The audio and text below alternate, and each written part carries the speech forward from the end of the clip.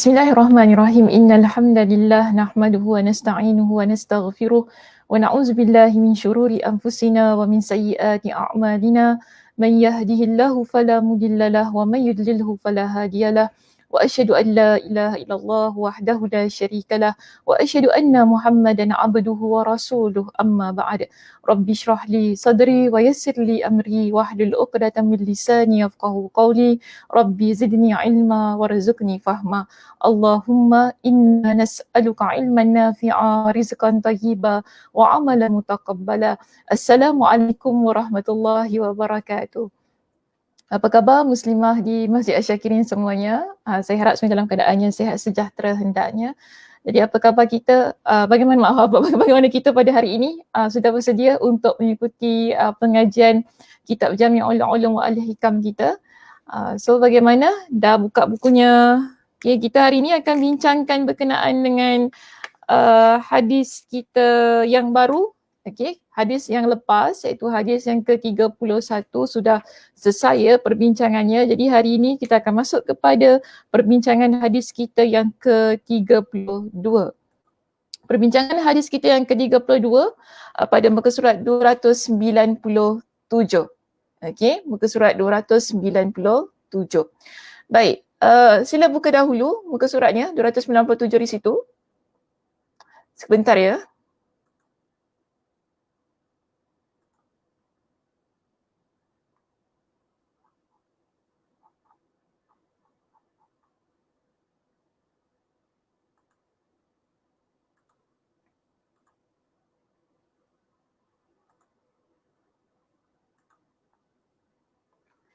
Okey.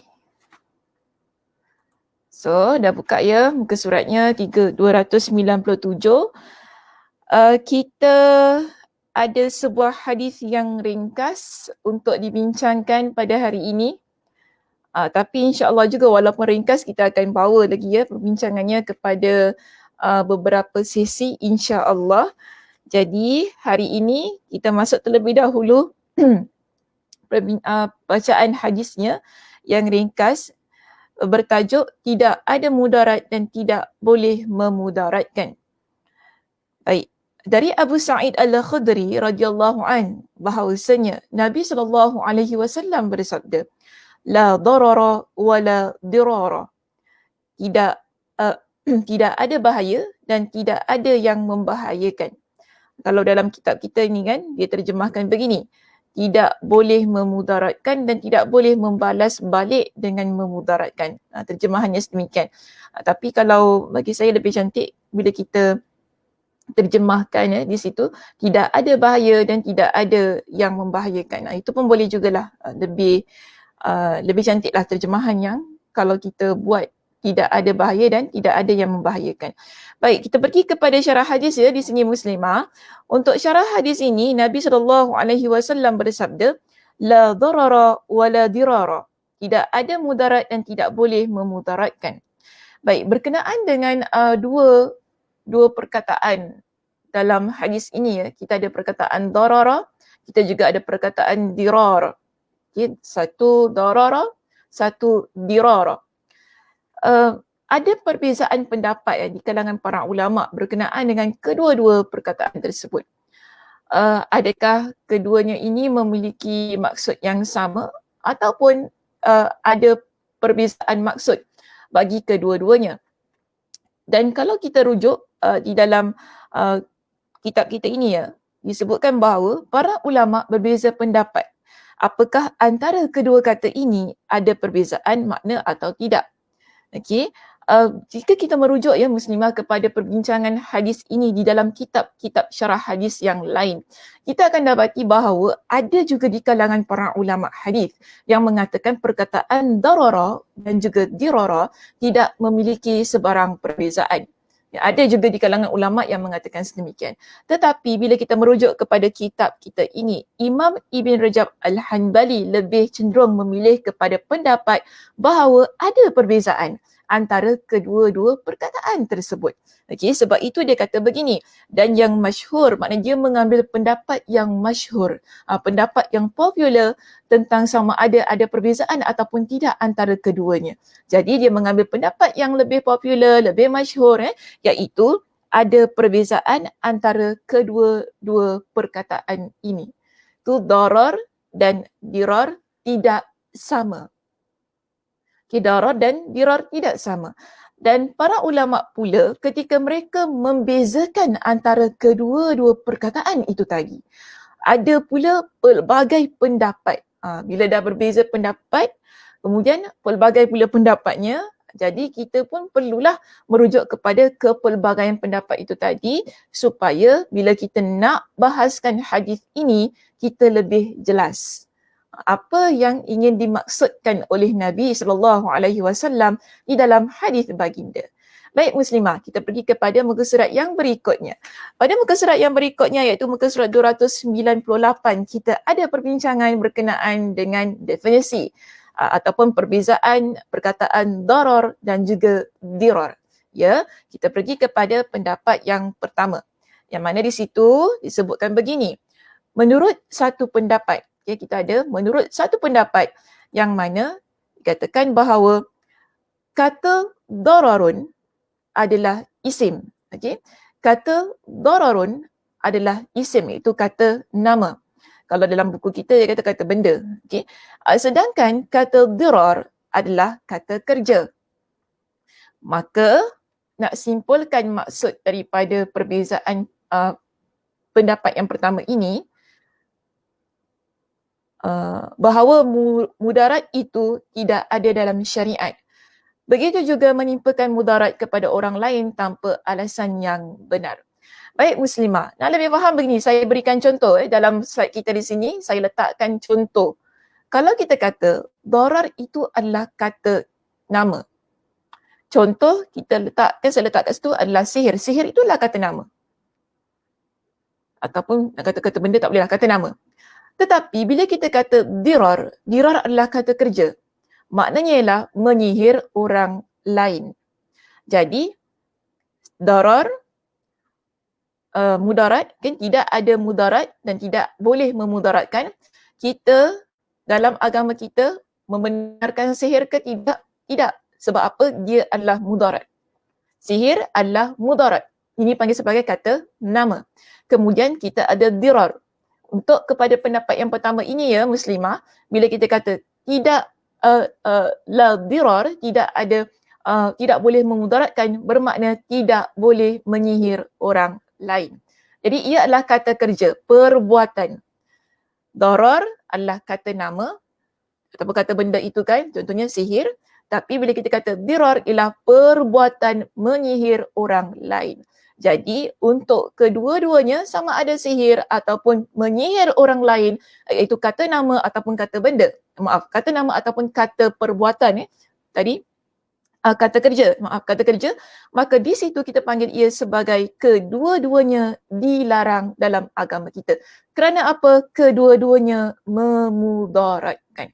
Tidak kira sama ada ianya darar ataupun ianya dirar. Boleh faham ya di situ? Saya harap contohnya mudah supaya kita ni tak confuse lah. Okay. Ini pendapat yang pertama.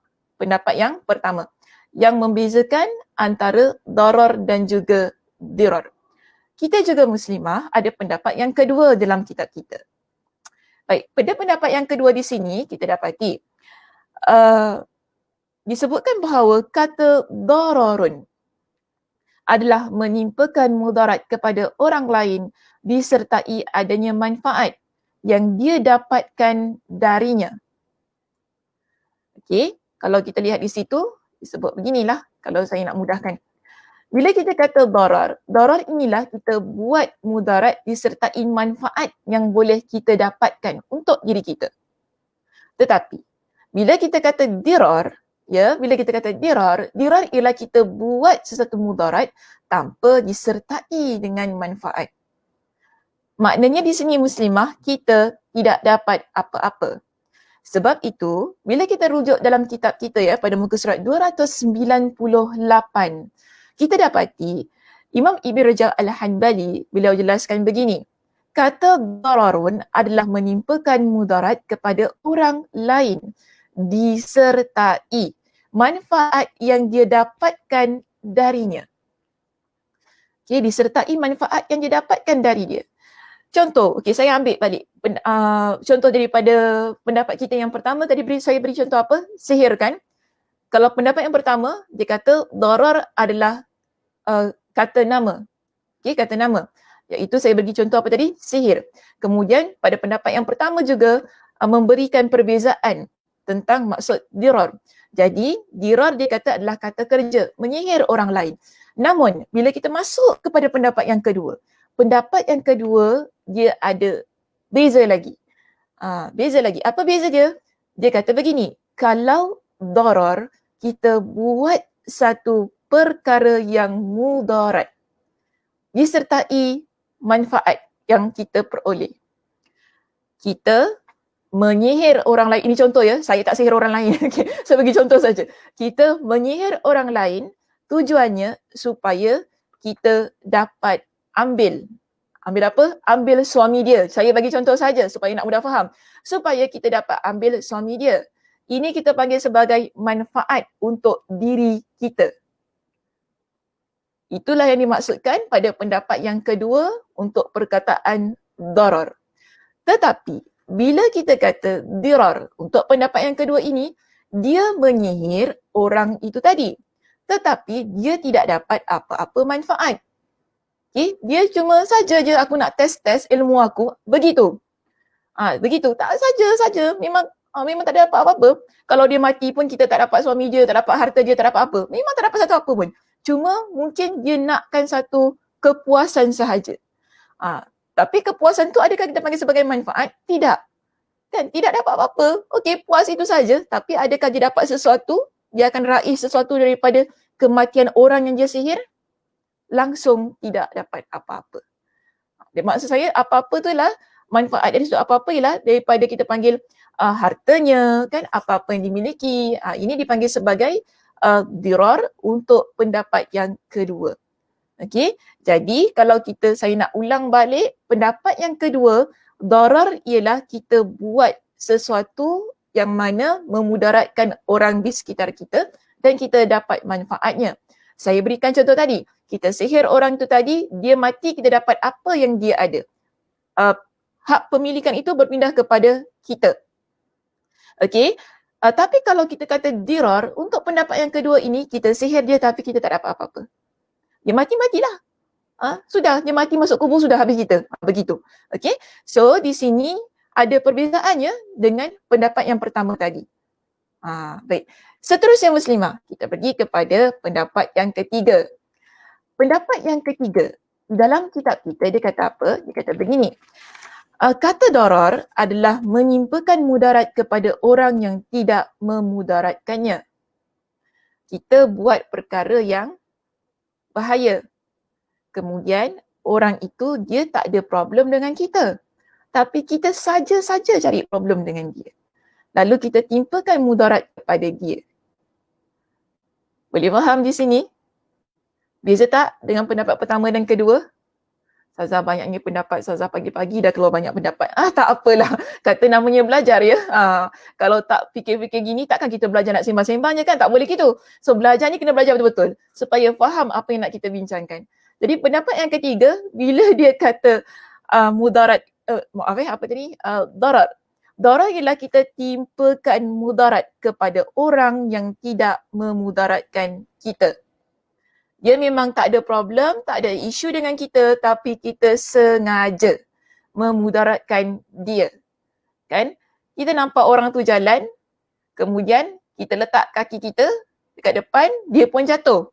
Dia jatuh, dia masuk ke dalam longkang. Akhirnya kaki dia patah.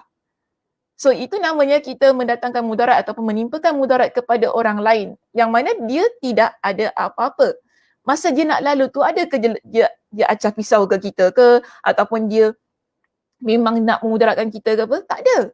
Dia cuma lalu saja tapi kita yang memudaratkan dia.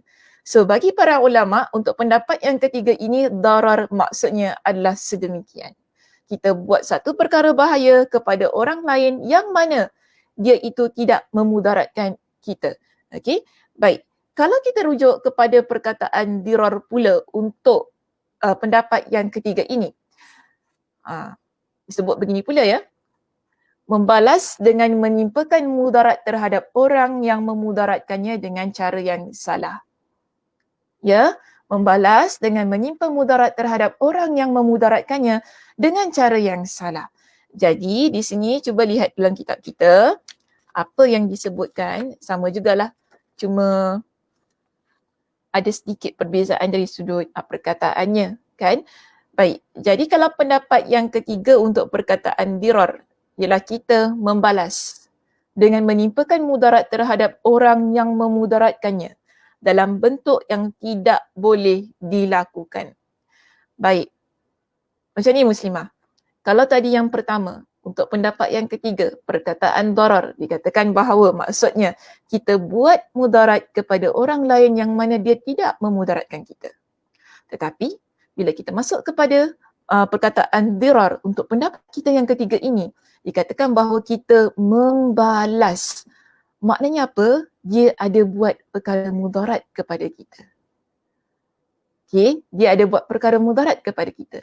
Kemudian kita balas balik kepada dia. Tetapi bila kita membalas itu ialah kita membalas dengan cara yang salah. Yang mana cara yang salah tersebut, ia memudaratkan orang itu. Kita pun kata, boleh apa Ustazah, dah dia mudaratkan kita. Kita kena kalau dia balik, biar padan muka dia. Inilah kita kan, kalau kita macam itu, biar padan muka dia. Baru dia tahu langit tu tinggi ke rendah. Baru dia tahu siapa Sakinah Sabtu. Macam gitulah kan. Kita buat gitu. Tapi adakah boleh kita memudaratkan orang lain kerana apa dia memudaratkan kita? Boleh ke tidak? So kalau kita pegang kepada pendapat yang ketiga ini, tidak boleh. Okay, kita tak boleh balas kejahatan ataupun orang yang telah buat bahaya kepada kita dengan satu perkara yang salah. Cara yang betul ya mungkinlah kalau orang tu memudaratkan kita, kan kita buat report polis, itu tak apalah. Kita jangan pula pergi balas balik, kita simbah asid ke apa dekat dia ke apa kan. Ini saya buat semua contoh-contoh ya Muslimah, perkara mudarat jangan buat. Contoh saja, okey? Pasal sihir ke, pasal bunuh orang ke apa. Ini contoh yang mana nak nampak ada mudarat yang kita buat. Kita tak puas hati dengan dia sebab dia hina kita, sabar kau, nanti kau tunggu. Satu hari kau tengoklah, kau malukan aku kan, aku malukan kau balik. Macam mana? Aku rosakkan muka kau. Ini adalah perkara yang kita buat, benda yang salah untuk membalas dendam terhadap orang yang dah buat salah kepada kita. So dalam agama kita tidak mengajarkan hal yang sedemikian Muslimah. So kena ingat itu. Okay, jadi kalau kita, memanglah kita marah kan orang dah buat mudarat pada kita, okeylah betul. Tapi kalau betul kita nakkan pengadilan ataupun kita nak sesuatu yang membersihkan nama baik kita, buat dengan cara yang benar. Cara terhormat lah saya kata. Buat dengan cara yang terhormat yang mana tidak memudaratkan orang itu tadi. Sebab kalau dia mudarat, kita pun akan mudarat juga. Tak pasal-pasal kita ni kena tangkap dengan polis. So di situ kita ni kena fikir. Bila buat sesuatu, maksudnya begini ya, dalam hadis ini secara keseluruhannya, tidak kira sama ada kalau kita nak pegang pada pendapat yang pertama, kedua ataupun yang ketiga. Kan? Baik, saya ulang balik. Pendapat yang pertama, kita sekarang ada 3 pendapat tentang perkataan darar dan juga dirar tadi. Kalau kita nak pegang pendapat, bukan kalau, apa yang dia cakap? Sama ada pendapat yang pertama, pendapat yang kedua, okey, pendapat yang ketiga. Ketiga-tiga pendapat ini kan ingin mengajarkan kepada kita bahawa jangan jadi orang yang buat perkara-perkara yang boleh memudaratkan orang lain. Jangan dekat dengan hal yang bahaya. Jangan dekat dengan hal yang bahaya. Sebab itu, saya nak bagi contoh yang lebih relate lagi dengan diri kita. Contoh sekarang kan, kita ada virus COVID-19. Ia bahaya ke tidak? Bahaya. Jadi, kalau kita pegang kepada pendapat yang pertama, tadi kata apa? Darar adalah kata nama. So COVID-19 itu adalah darar. Dirar ialah kata kerja. Dia kata kalau kita buat sesuatu yang boleh menyebarkan ataupun yang boleh menjangkitkan orang lain dengan virus itu tadi, ia adalah perkara dirar. Jadi kita kena tutup ruang-ruang yang boleh menyebabkan penularan COVID-19 yang merupakan darar itu tadi. Ya, jelas. Baik. Kalau kita pergi kepada pendapat yang kedua. Kita pergi kepada pendapat yang kedua. Mungkin ada orang dia sengaja kan bersin, dia dah tahu dia sakit. Kemudian dia sengaja bersin dekat orang lain. Sebab apa? Aku memang nak kau sakit. Macam itu. So, dia buat darar untuk pendapat yang kedua ini. Supaya apa? Aku kena COVID, kau nak kau kena COVID juga. Biar semua orang kena, biar semua orang rasa macam aku. Ini dia nak buat sesuatu yang dia rasa boleh memudaratkan orang lain. Yang mana dia rasa boleh dapat manfaat juga untuk orang tu. Untuk dia. Jadi di sini, kita ni tak boleh buat perkara-perkara yang sedemikian. So, jangan dekat dan jangan buat hal-hal yang memudaratkan. Berkenaan dengan perkara yang memudaratkan ini, dia tidak kira sama ada kepada orang lain ataupun diri kita. Ya, jadi tak bererti bila kita bincang pasal la darar wala dirar, ia hanya berkaitan dengan orang lain yang ada di sekitar kita. Namun, ia juga berkaitan dengan diri kita. Bermakna di sini, kita tidak boleh buat perkara yang boleh memudaratkan diri kita. Ya, kalau kita tahu, hal itu boleh menyebabkan kita masuk ke dalam satu lubang, adakah kita nak masuk? Tidak. Sebab apa? Kerana kita tahu ia memudaratkan diri kita. Dan kita pun tak tahu kalau kita masuk ke dalam lubang tersebut, adakah kita boleh survive? Mungkin tak ada orang tahu kita terjatuh ke dalam lubang itu. Adakah kita akan dekat? Adakah akan kita masuk? Tidak. Bermakna kita jaga diri kita daripada perkara yang memudaratkan. Dan kita juga tidak buat perkara yang memudaratkan untuk diri kita. Ya, baik. Para ulama juga ketika mereka membincangkan hal ini, mereka bukan kata itu hanya untuk orang lain dan juga diri kita. Tetapi harta benda kita, kan? Binatang ternak, binatang haiwan yang ada di sekitar kita, tumbuh-tumbuhan dan sebagainya. Alam sekitar, ini semua masuk dalam topik la darar wala dirar. Maknanya daripada segenap aspek kehidupan kita, hadis Nabi berkenaan dengan la darar wala dirar ini boleh untuk kita aplikasikan supaya tidak mendatangkan perkara yang bahaya dan tidak membuat perkara bahaya sama ada kepada orang lain ataupun kepada apa yang ada di sekitar kita. Baik. Baik Muslimah, lihat ya di situ pada perenggan yang berikutnya. Di sini ya, kalau kita rujuk kepada last kali, setelah Imam Ibn Rajab Al-Hanbali, beliau menjelaskan pendapat yang pertama, pendapat yang kedua, pendapat yang ketiga, kan? Dalam kitabnya, beliau kata begini, yang jelas, Nabi SAW telah menafikan dararun dan dirarun tanpa alasan yang benar. Jadi di sini, samalah sebagaimana yang saya sebutkan tadi. Semua perkara yang boleh membuatkan kita dekat kepada darar dan juga dirar adalah tidak dibenarkan. Jadi disebutkan sedangkan menimpakan mudarat kepada orang lain dengan alasan yang benar. Sebab tadi kan dia kata kalau tak ada satu sebab yang betul tak boleh kita buat mudarat kepada orang lain. Tapi apakah sebab yang betul itu yang menyebabkan kita boleh buat mudarat kepada orang lain? So kita tak kata, sebab aku betul apa aku buat mudarat kepada dia, biarlah dia rasa. Jadi kita nak tahu juga. Ada sebab yang betul, ada sebab yang tak betul. So kalau sebab yang betul yang boleh membuatkan kita buat mudarat kepada orang lain, apakah ia? Di sini dijelaskan kepada kita. Sebab yang betul itu bagaimana? So dia kata begini ya. Sedangkan menimpakan mudarat kepada orang lain dengan alasan yang benar ataupun alasan yang betul, baik kerana dia melanggar batasan-batasan hukum-hukum Allah, lalu dia dihukum sesuai dengan kadar kejahatannya, atau kerana dia menzalimi orang lain, lalu orang yang dizaliminya menuntut dia dihukum setimpal dengan kezalimannya tersebut, maka ini tidak termasuk yang dimaksudkan di dalam hadis kita. Sebab tu tadi kan, bila kita bincang pada pendapat yang ketiga, yang kita nak balas balik terhadap orang yang telah memudaratkan kita, sebenarnya boleh sahaja, ya, boleh sahaja, tetapi ia mesti dengan cara yang betul. Sebab kita ada alasan yang benar. Sebab kita ada alasan yang benar. Sebab tu dia jelaskan kepada kita. Kita ada alasan yang benar kerana apa? Orang itu dia melanggar hukum Allah. Okey, so kalau kita rujuk kepada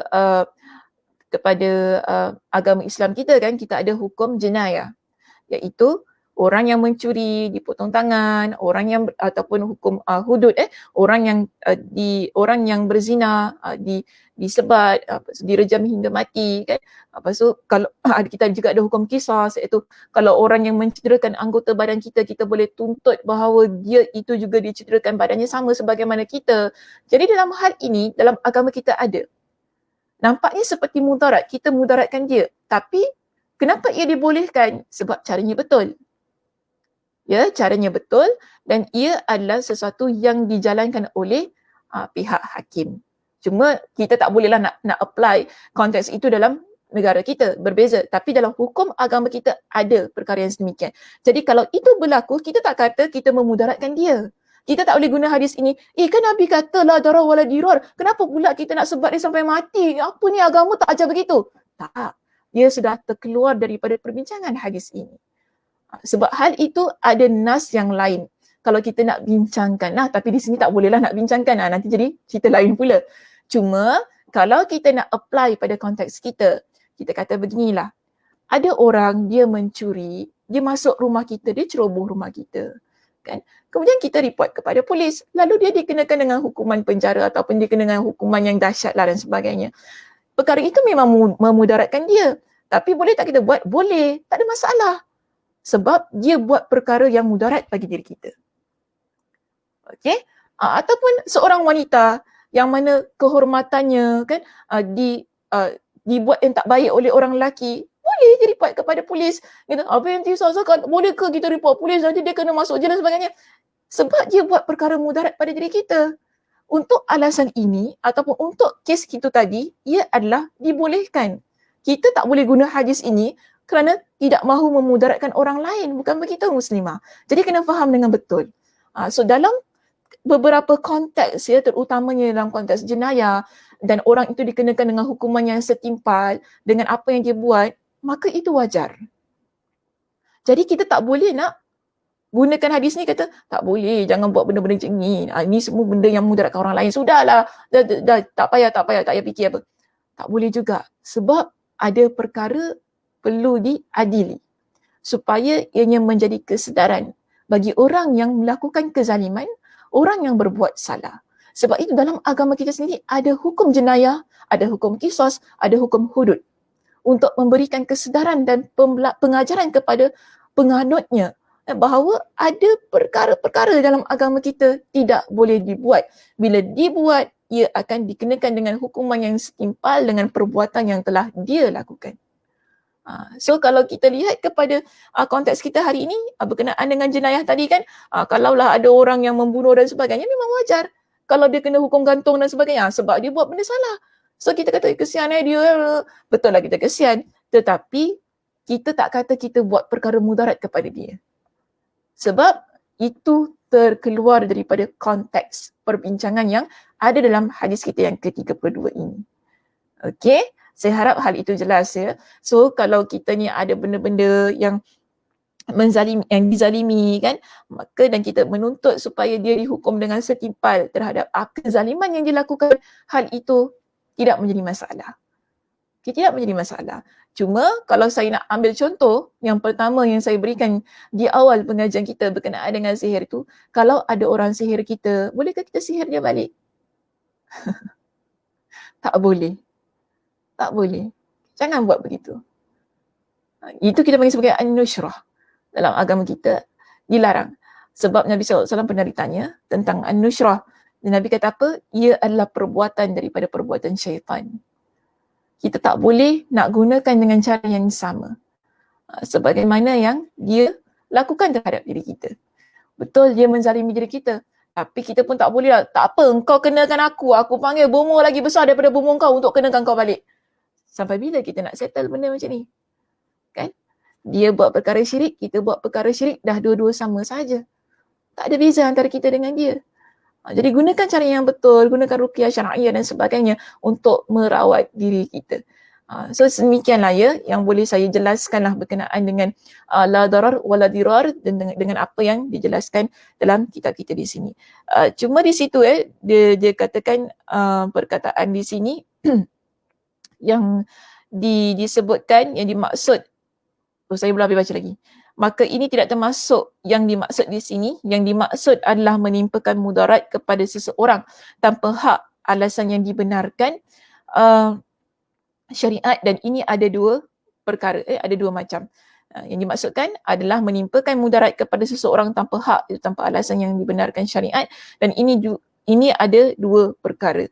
Jadi kalau yang berkaitan dengan perenggan yang sebelumnya tu kan, hal itu memang tidak menjadi masalah, sebagaimana juga yang telah saya jelaskan tadi, tidak termasuk di dalam perbincangan hadis kita. Kemudian ada perkara yang dijelaskan lagi, itu kita ada dua perkara, iaitu menimpakan mudarat kepada seseorang tanpa hak. Di sini ada dua kategori, ada dua macam. Sekejap ya, suara saya dah nak hilang. Hari ni apa? Hari Khamis. Semalam petang suara saya dah nak hilang.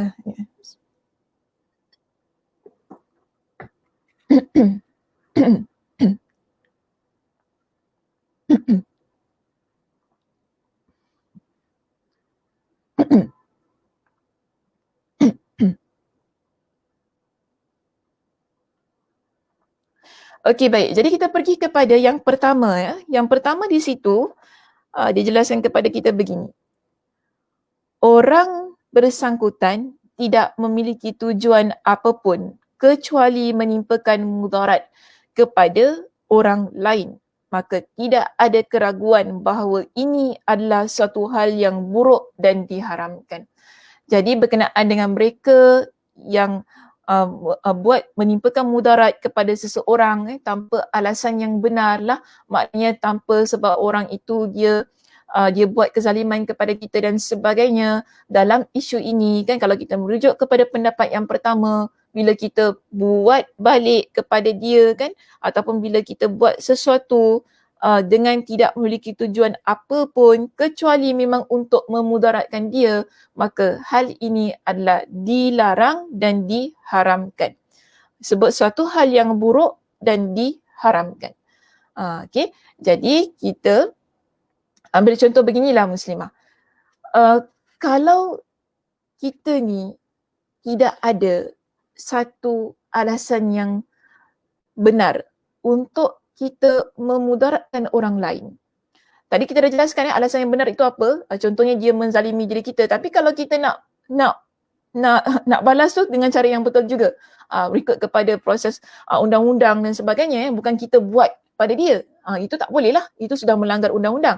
Jadi di sini kan, orang yang berada pada kategori yang pertama ini, dia buat perkara mudarat kepada orang lain tanpa alasan yang benar. Maknanya orang tu tak buat apa-apa masalah dengan dia. Biasa kan kita jumpa orang, kita ni tak ada apa problem dengan dia, tapi dia, dahsyat betul.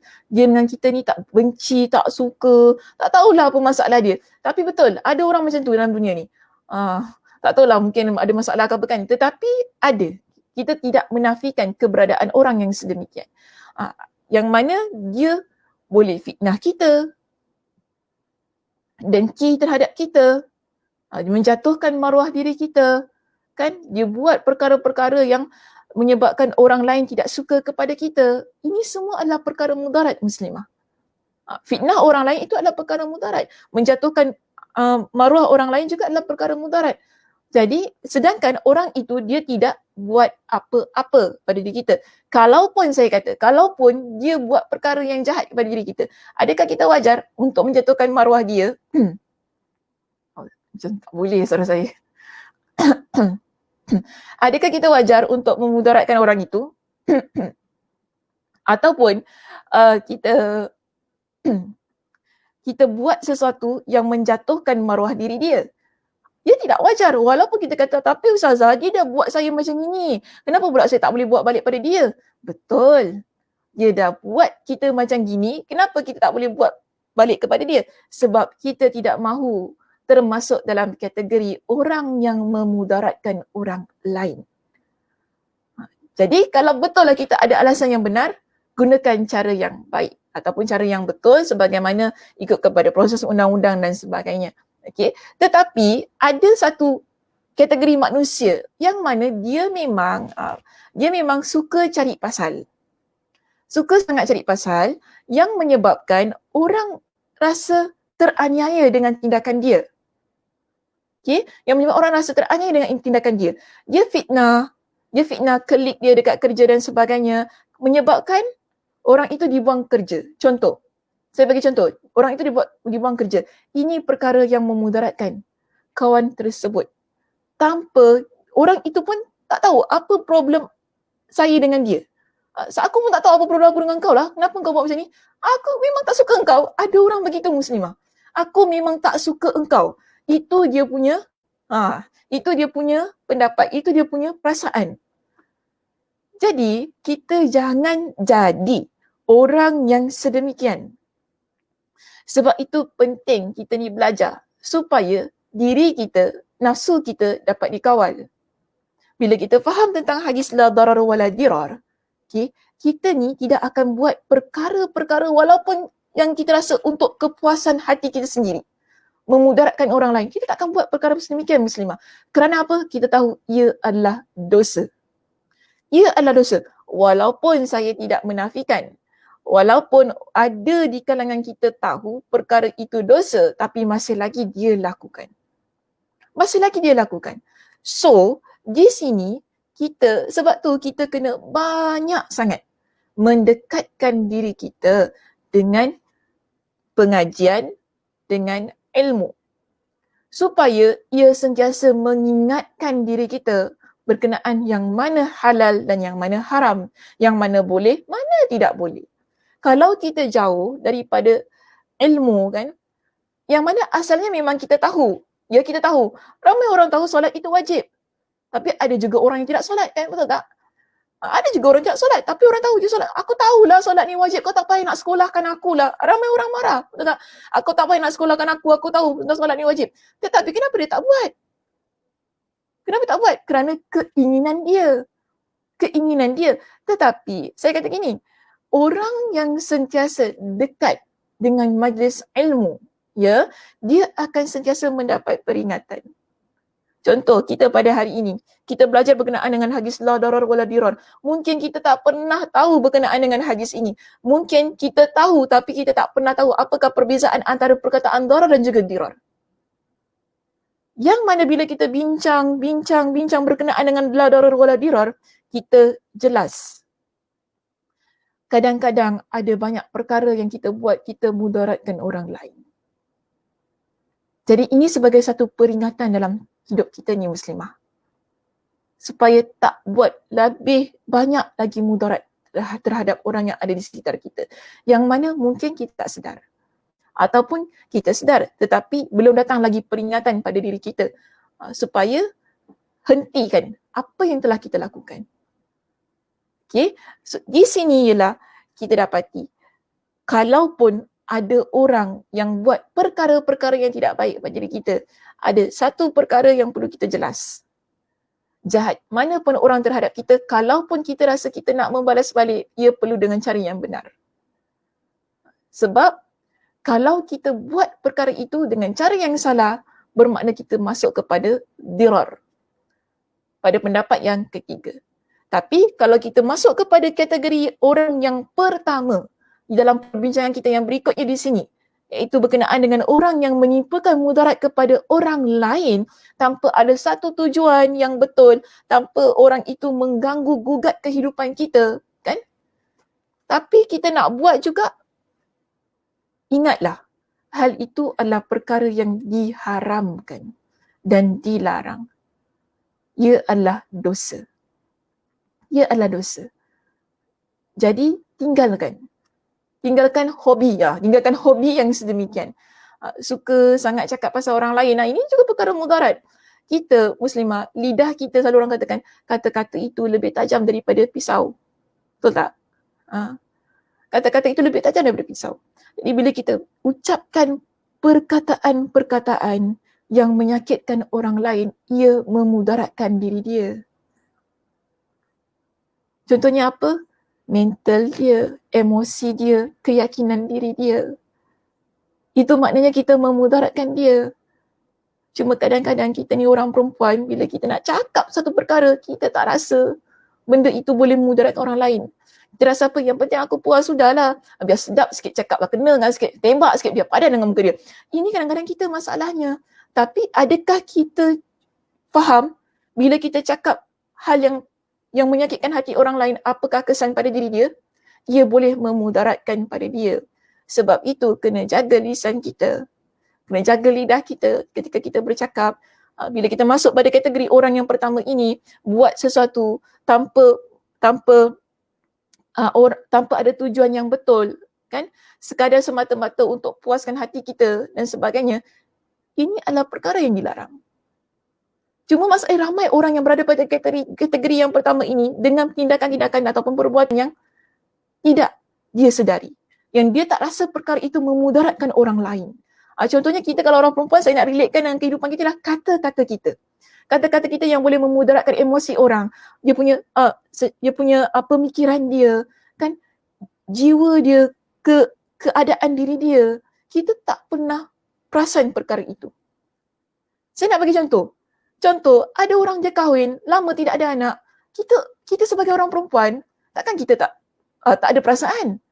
Tapi kadang-kadang, maaf ya, warga emas yang tak tahu kenapa dia tak mengemaskan diri dia ini, suka sangat menyindir orang perempuan yang tidak ada anak.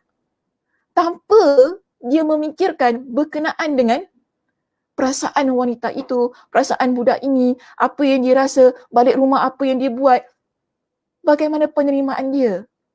Ia memudaratkan Muslimah. Ia memudaratkan emosi dia, mental dia, boleh menyebabkan bergaduh suami isteri dan sebagainya. Kita tak terfikir ke kalau kita cakap pasal benda-benda begini kepada dia? Kenapa kau tak ada anak kenapa kau gitu kenapa kau gini Kita ucapkan, tahun lepas kau datang rumah aku, tak ada budak. Ini pun tak ada budak lagi, sampai bila macam ni gaya aku dah mati baru kau ada anak. Kenapa kita mesti ucap perkataan yang semikian? Mungkin kita rasa itu perkara yang betul untuk menyedarkan supaya orang tu ada anak. Perkara zuriat ni Muslimah, ia adalah sesuatu yang sensitif. Sesuatu yang sensitif dan ia bukan kita yang buat, walaupun kita kata kita buat, tapi ia adalah takdir Allah. Ia adalah takdir Allah. Allah nak beri, Allah beri. Kan sama juga dengan jodoh. Ia adalah takdir Allah nak beri, Allah beri. Kita usaha macam mana pun, tapi kalau memang takdirnya begitu, begitulah. Yang penting kita usaha. Sama juga dengan orang yang tidak memiliki anak itu. Mereka usaha, tapi memang belum lagi rezeki yang Allah nak berikan kepada dia. So kita kadang-kadang ucap perkataan yang memudaratkan emosi orang lain. Kita ucap perkataan yang menjatuhkan harga diri dia, dan kadang-kadang kita ucapkan perkataan-perkataan begini di hadapan orang lain ataupun di halayak ramai yang menyebabkan jatuh air muka dia. Jadi kena jelas, lidah kita ni dia adalah pisau yang sentiasa memudaratkan orang di sekitar kita. Sebab itu kita belajar, sebab itu kita ni dekatkan diri kita dengan agama agar kita menjadi wanita yang sentiasa ucapkan perkataan-perkataan yang baik. Itu kepentingannya. Kenapa kita nak ucapkan perkataan-perkataan yang baik? Agar kita tidak memudaratkan orang lain. Bila kita sudah memudaratkan orang lain, kan? Maknanya kita ni menzalimi orang lain. Jangan lupa Muslimah, doa orang yang dizalimi adalah makbul. Hati-hati dengan doa orang yang kita zalimi. Yang kadang-kadang kita rasa, aku punya sukalah mulut aku.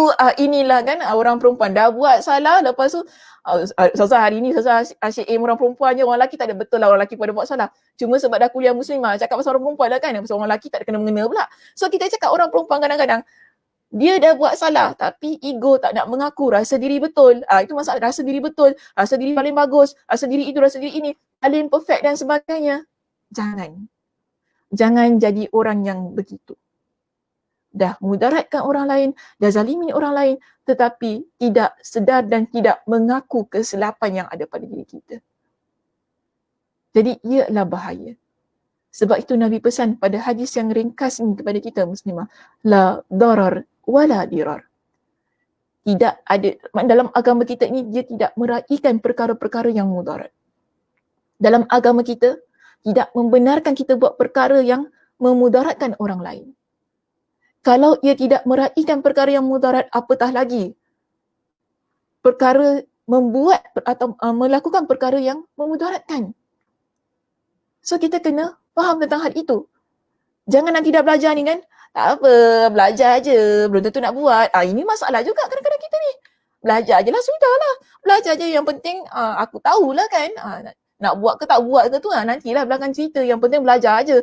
Tak boleh juga sedemikian. Bila belajar, ini hadis Nabi, kita imani, kita yakini, kita amalkan dalam diri kita. Supaya apa? Tak masuk pada kategori orang yang pertama. Perbincangan berkenaan dengan kategori orang yang pertama ni ada banyak yang muslimah. Cuma saya pun tak sempatlah nak bincangkan dengan panjang lebar pada hari ini. InsyaAllah kita akan masuk kepada perbincangan yang berikutnya lah dengan contoh-contoh yang lain. Kalau hari ini saya berikan contoh berkenaan dengan menyakiti perasaan orang lain ialah perkara yang memudaratkan, perkara mudarat yang kita boleh buat. InsyaAllah pada minggu depannya kita akan masuk kepada perbincangan yang lain mungkin tentang rumah tangga dan sebagainya yang boleh kita relatekan dalam kehidupan kita supaya bila berlaku perkara itu kita tidak memudaratkan orang yang ada di sekitar kita. Dengan yang tujuan yang kita rasa kita betul. Okay, sedangkan dalam agama kita melihat ia adalah perkara yang salah. Wallahu a'lam bishawab. Okay, muslimah, jika sekiranya ada soalan di situ, boleh kita ajukan.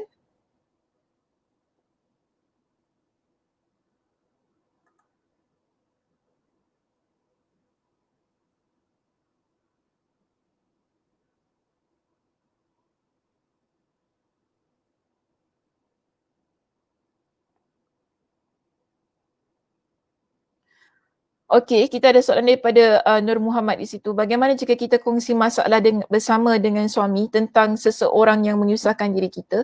Contohnya kawan yang sentiasa membebankan kita sehingga kita menjadi tertekan lalu ditanya oleh suami, adakah kira seperti mengumpat? Okey, di sini dia ada dua perkara dalam soalan ini. Satu ialah dia nak ringankan perasaan dia. Okay, kedua ialah dia ceritakan perkara buruk yang orang lain buat kepada diri dia. Semua dia nak tanya adakah itu mengumpat ataupun tidak. Macam gini ya Puan, Nur. Bila kita mengadu kepada seseorang berkenaan dengan perbuatan jahat yang dilakukan oleh orang itu tadi, pastikan ianya ada jalan solusinya. Bila kita adukan, mungkin kita tak boleh buat apa-apa, tetapi kita rasa sekurang-kurangnya kalau kita dapat untuk meredakan perasaan kita daripada terganggu dengan apa yang dibuatnya, bagi saya tidak menjadi masalah. Cuma bukan dengan menyebarkan kepada orang lain.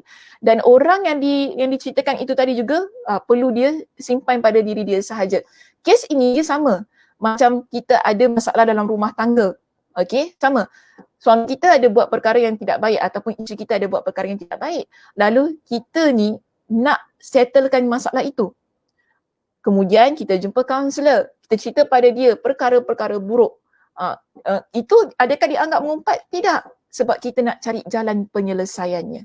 Cuma perlu lihatlah kepada siapa kita bercerita dan adakah orang itu dia amanah. Atau adakah orang itu dia memang lebih membatu apikan kita dengan kawan kita tadi. Itu kita tak nak lah. Dia buat jahat pada kau, tak apa, esok dia buat gini, kau tendang dia. Ini tak boleh lah. So itu dia tidak menyelesaikan masalah. Jadi kalau kita rasa dengan hanya sekadar bercerita dan orang itu adalah orang yang amanah kan, yang mana dia takkan ceritakan kepada orang lain, contohlah suaminya tadi kan, tak cerita pada orang lain, kita just cuma nak luahkan sahaja. Bagi saya tidak menjadi masalah. Untuk meredakan perasaan supaya tidak terganggu pekerjaan dan sebagainya. Okay, tak menjadi masalah. Cuma jangan ditambah-tambah lah kan, jangan ditambah-tambah, jangan diburuk-burukkan keadaan lagi. Jangan kita ni exaggerate lah. Kadang-kadang kita orang perempuan cerita pun exaggerate. Bang tahu tak bang, dia gitu. Saya, jangan muka-muka dan sebagainya kan, exaggerate sangat. So maknanya ceritakan yang betul untuk meredakan perasaan, sudah, habis. Okay, habis kita. Itu saja. Okay, wallahu a'lam bishawab. Okay, ada soalan yang lain? Saudara-saudara nak hilang ya? Betul-betul nak hilang ni.